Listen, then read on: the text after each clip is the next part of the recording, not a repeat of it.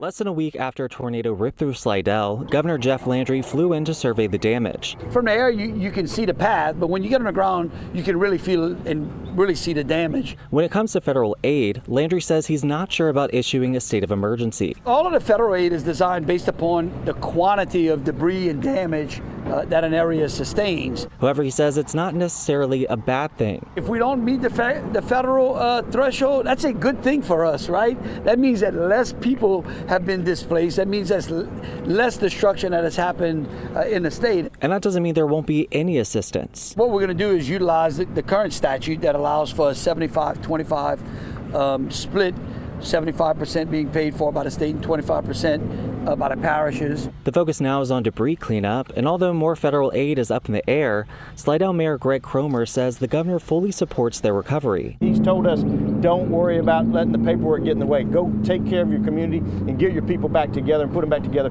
We will be there to stand with you and make sure that we're all made whole. And with many currently displaced, they're working to get people back in their homes. We're trying to locate those folks and see, are they with family, are they with friends, do they need temporary housing? If they do, then we're going to be trying to find apartments, vouchers, whatever resources we can to help.